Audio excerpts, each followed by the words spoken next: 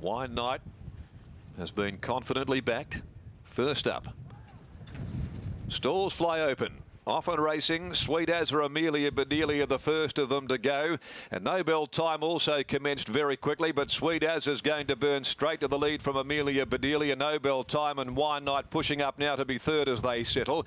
A further 2.5 to 3, Ginger getting back with She Knows Best. And a similar margin, 3 that is back there to My Hidden Journey and also See a Champ. It's a strung out affair behind Sweet as who's gone out to lead clearly at the 450. Sweet as by more than 2 lengths over the well-tried commodity Wine Night. A further 2, Amelia Bedelia. Nobel Timer dropped off them very quickly. And a gap further back in the field of 4 lengths to Ginger. Sweet as tackled by Wine Night with Amelia Bedelia a length away, trying hard. At the 200, Wine Night taken to the lead by Nucky. Grabbed the front from Sweet as Amelia Bedelia just wanting to lay across Wine Night's heels. Wine Night desperately ridden out the Playing God filly. Sweet as Amelia Bedelia both trying hard, but Wine Night's going to do enough. Wine Night just won from Sweet as who came again strongly with Amelia Bedelia, who stuck on well. A gap then to 4th, Ginger. A long way back, My Hidden Journey, followed home then by See a Chap. Nobel Time knocking right up, and She Knows Best, the first starter, is a long last. Wine Night had to be lifted home there by rider Peter Nucky to beat Sweet as and Amelia Bedelia. And they gapped the others. Ginger 4th home. But Wine Night makes a winning return. This filly by Playing God from Serious Impact, trained by Justine Erkelins and ridden to victory by Peter Nucky. Owned by Justine Erkelins, Michael Biggs, Jay Emmerton, Jay Jennings, D. Pashby, C. Lawson and G. Brown. Second, Sweet as by Dew Sasso from Say Laurent, prepared by Lindsay Smith, written by Paul Harvey. And third, Amelia Bedelia by Magnus from Ozmaid. Jason Brown, the rider there for trainers Rob and Todd Harvey. 1642 official after race 1. Race number 2 for the day, the Amelia Park Plate over 1200 metres. No scratchings there.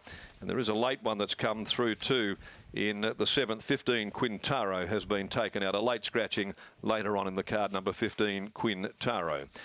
So Wine Night makes a winning return, coming off a really good trial here at Belmont Park recently. And we take you back down to the winner's enclosure with the margins being a neck, a long neck, and the time 58.57, Brit.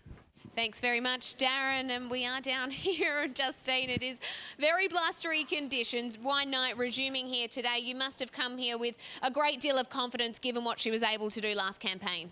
Yeah, she's definitely matured and a lot more calmer this time in, and I thought 1,000 metres might be a tad short for her, but no, she done it quite well. So. Was the 60 kilos a concern? Prior to today, she'd only ever carried 57.5. No, she's massive. Like, she's a real big filly. So, and she likes a bit of the sting out of the track. We've found out, just track working and stuff. So, no, it was good.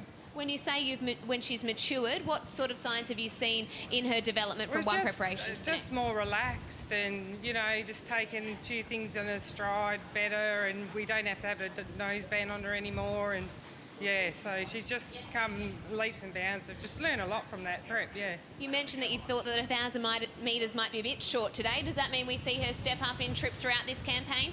Yeah, well, she's always showing that she'll go over a little bit of ground, as you know, with her last prep, but we'll just go up in stages, go through the grades and see where we end up. Well, congratulations on the win. Yeah, thank you. Bye. Justine Erkelins, trainer of Wine Night, who resumes a victor, and she is a big girl as she comes into the stalls now. You actually have a look at her. She's an imposing sort of filly, and clearly for Justine, the 60 kilos was of no concern despite only having carried 57.5. We spoke about the form that she had last campaign behind some very, very nice horses. Third in the 3-year-old Magic Millions behind Cryptic Wonder, a third behind Superstorm, who ran second in an All-Star Mile. So to come here today in a no Metro win in the last year, she was the deserved favourite, but obviously they have to come and do it, and she has been able to do just that. And she's proven herself fresh as well, being a winner on debut, and then now her second career victory coming first up here today. Justine's still having a chat to Peter Nucky, so we might leave it there. Wine Night taking out the first, the Purse Racing at Home handicap.